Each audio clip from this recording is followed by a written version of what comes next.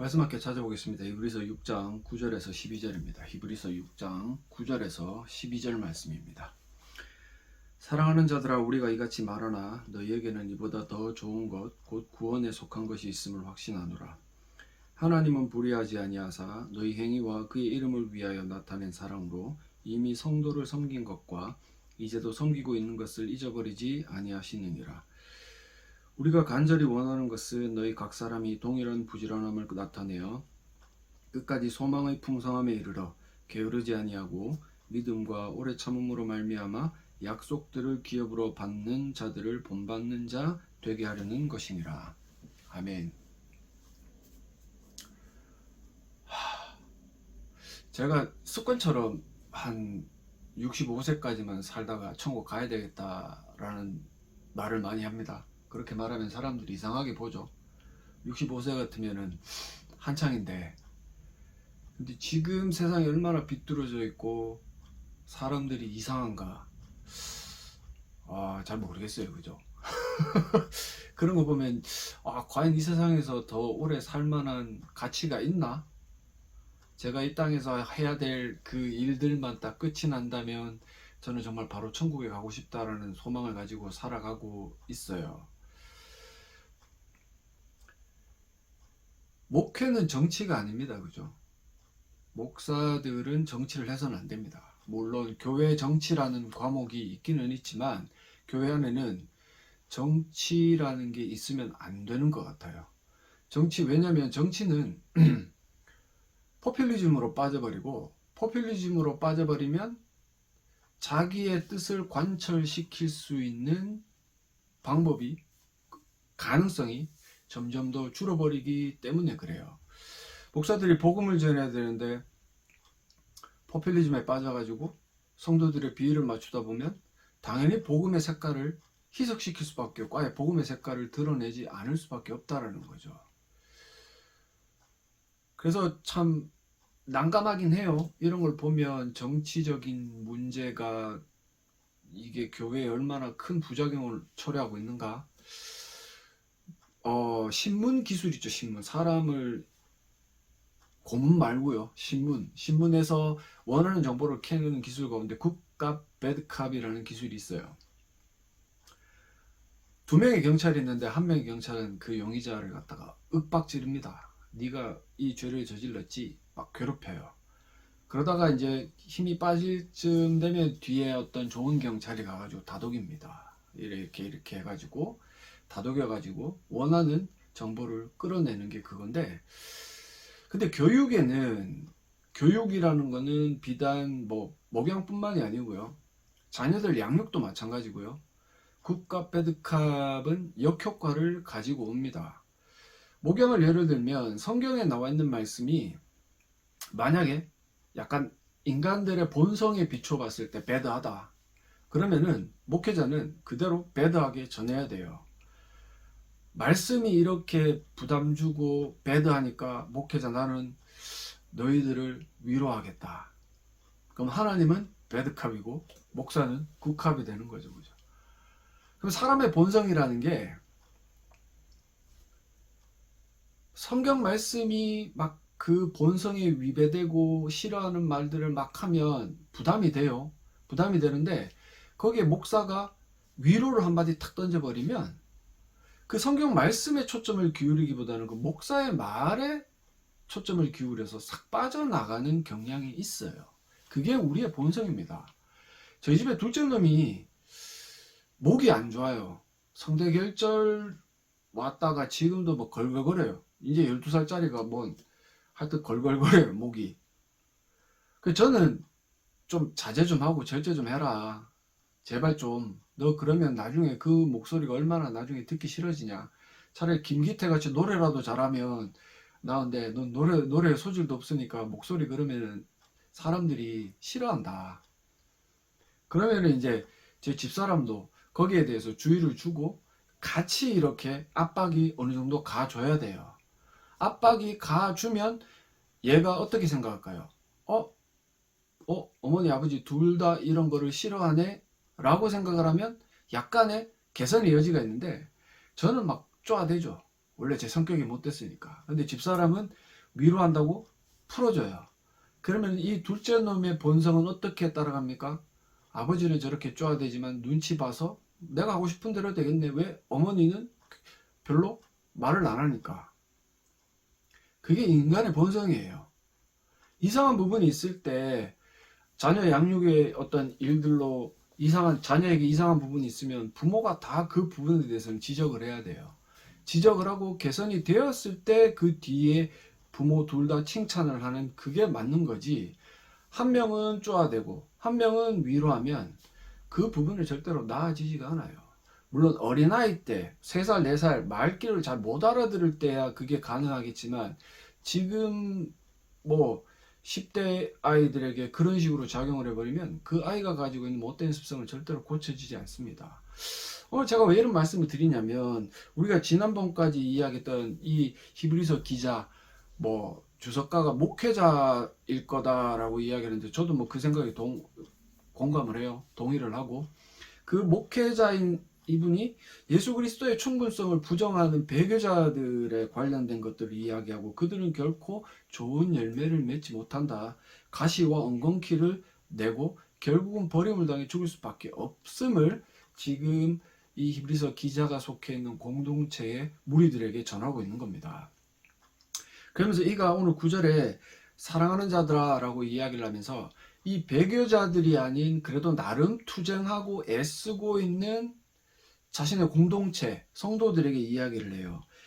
우리가 이같이 말하나, 근데 맨 끝에 가면요, 확신한다라고 이야기를 합니다. 배교자들이 이렇게 되어서 가시와 엉겅퀴를 내어서 심판대 앞에 서서 불사름을 당할 것이지만, 너희에게는 이보다 더 좋은 것, 곧 구원에 속한 것이 있음을 확신한다라고 이야기를 해요. 아직까지는 부족하고 무언가 선명하게 성숙한 성도의 그런 어떤 열매들이 많이 드러나지는 않지만, 그래도 너희 안에는 이 구원에 속한 것, 이보다 더 좋은 것, 구원에 속한 게 뭐예요? 예수 그리스도의 유일하신 그 십자가의 공로, 그것을 믿는 믿음, 그 믿음으로 말미암아 자신이 가지고 있는 그런 죄성들을 꺾어내려는 의지, 많은 것들을 갖다 붙일 수 있겠지만 가장 핵심은 그거예요.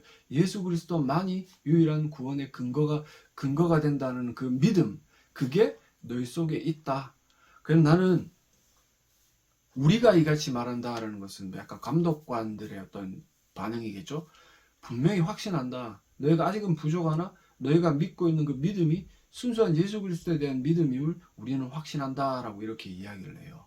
그래서 10절로 넘어가면, 하나님은 불의하지 아니하사, 하나님이 불의하지 않다라는 것은 이제껏 예수 그리스도를 통해 구원하신 그 구원의 모든 여정들이 명확하고, 예수 그리스도를 믿는 믿음이 있다라면 하나님 나라 가운데 천국으로, 하나님 나라, 영원하신 하나님 나라에 들어가는, 위에 보면 7절에 보면은 합당한 채소를 내면 하나님께 복을 받는, 그죠? 열매를 맺는 그런 일들을 행하게 하신다라는 거예요. 하나님께서 그렇게 하신다라는 거죠.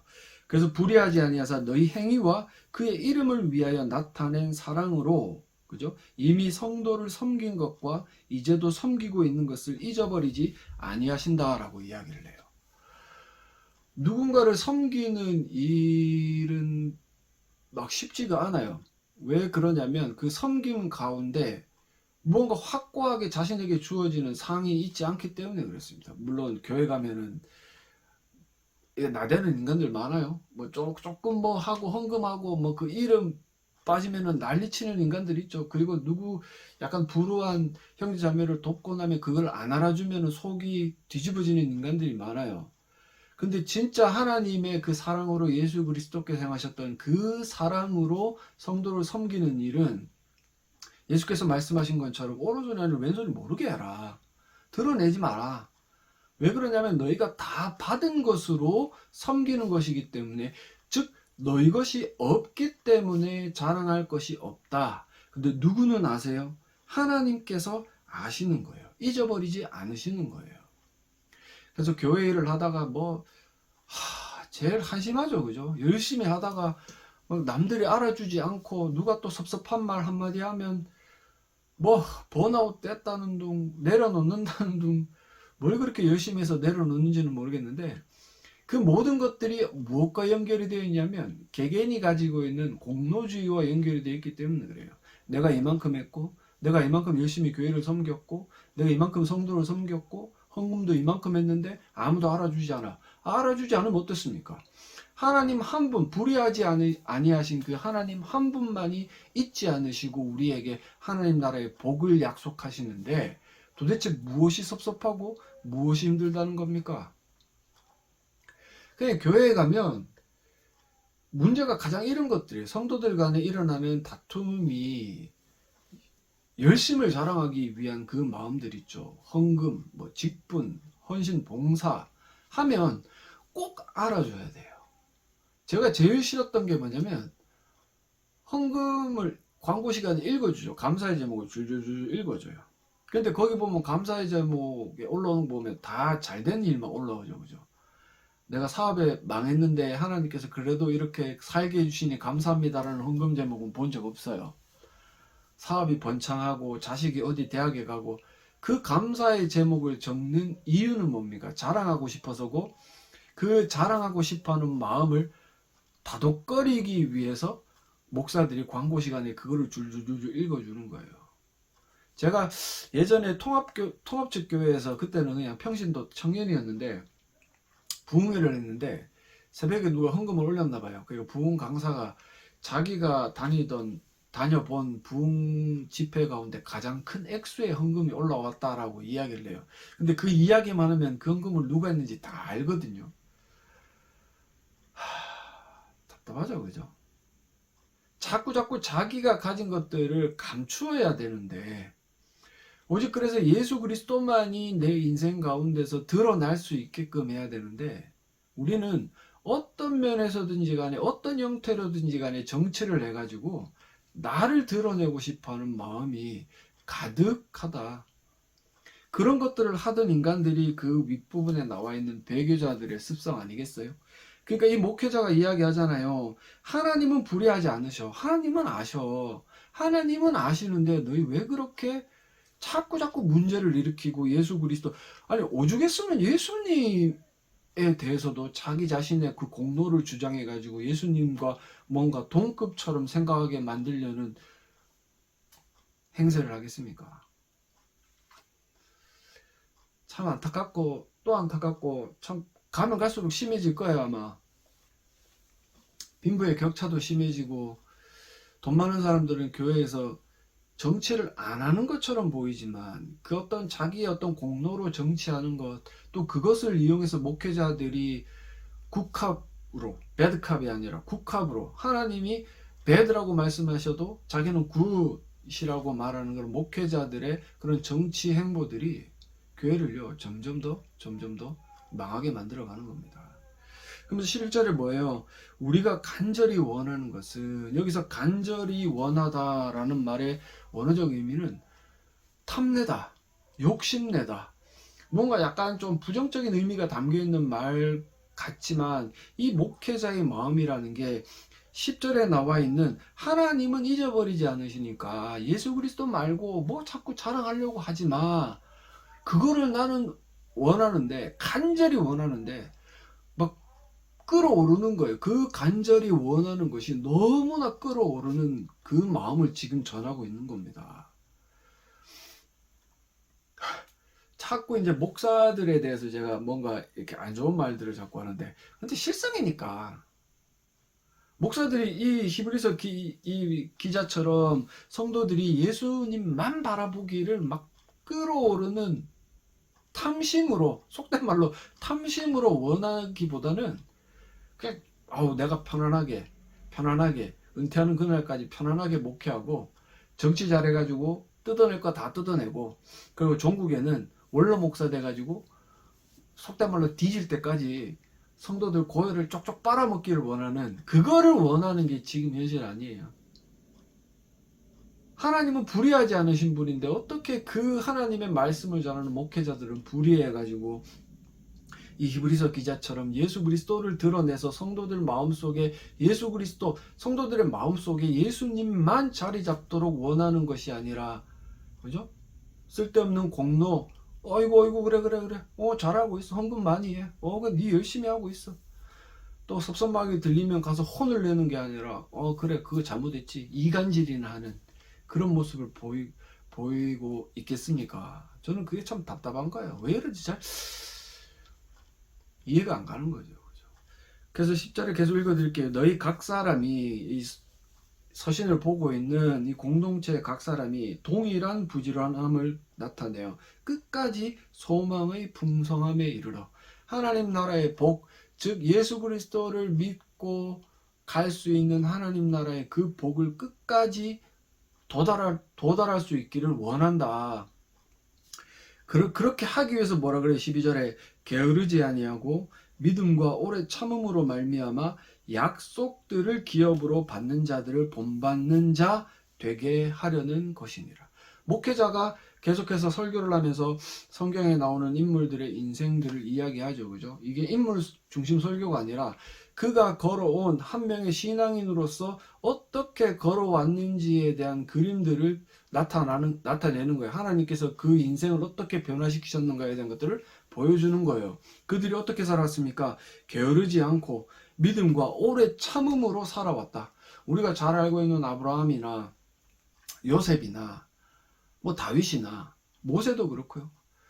여러 많은 선지자들의 삶을 보면 게으르지 아니하고 믿음과 오래 참음으로, 그죠? 약속들을 기업으로 받는, 약속이 아직 받은 게 아니라 그 구약 시대의 우리의 신앙의 선배들은 오실 예수 그리스도를 한 번도 보지도 못했지만 말씀으로만 들은 오실 메시아를 믿는 믿음으로 살아왔다.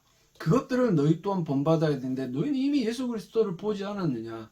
예수 그리스도가 이 땅 가운데 오셔서 십자가의 모든 사역들을 성취하지 아니하셨느냐? 그런데 너희는 왜 그 선배들의 길을 걸어가지 못하느냐? 구약의 그 인물들 아직도 보지 못하고 오지 않은 여인의 후손을 믿는 믿음으로 자신의 공로를 배제하고 율법주의를 배제하고 모든 것들을 배설물처럼 여긴 사람들이었는데 그게 게으르지 아니하고 믿고 오래 참음으로 말미암아 그렇게 됐는데 너희는 이미 오신 예수 그리스도를 믿는 믿음이 거기에 따라가지 못하니 이게 무슨 말이냐? 나는 진짜 간절히 바란다. 너희 성도들이 이미 오신 예수 그리스도 모든 것들을 성취하신 우리 눈에 확연하게 보인 예수 그리스도를 믿는 믿음으로 이 소망의 풍성함에 이르렀으면 좋겠다. 그게 한 명의 목회자로서 내가 너희들에게 바라는 전부다 라는 이야기를 하고 있는 거죠. 이 안에 정치가 있습니까? 이 안에 굿캅, 배드캅, 위로만을 전하는 굿캅으로서의 역할이 있습니까? 앞부분에 배교자들에게 너희 그러면은 다 지옥불에 타 없어질 거야. 너네 뒷부분에는 공동체 성도들에게 너희 오신 예수 그리스도를 믿는 믿음이 어떻게 오실 예수 그리스도를 믿는 우리 신앙의 선배들보다 못하냐라는 질책과 내가 너희가 이 동일한 부지런함을 내어가지고 소망에 이르기를, 소망의 풍성함에 이르기를 원한다라고 이렇게 이야기를 하는데 과연 어느 것의 정치에 색깔이 담겨져 있습니까? 물론 계속 가다 보면 다음 이제 13절부터 하나님의 확실한 약속이 무엇인가를 전하면서 이 성도들을 위로하는 부분이 있지만 그래도 분명히 이야기하는 것은 하나님께서 그에게 감동을, 영감을 주셨을 때 이런 어떤 메시지들을 하나도 남김없이 꺾지 않고 정치적 색깔을 입히지 않고 전하고 있다. 이게 진정한 목회자고 지금 이 시대에 이런 목회자가 많이 필요한데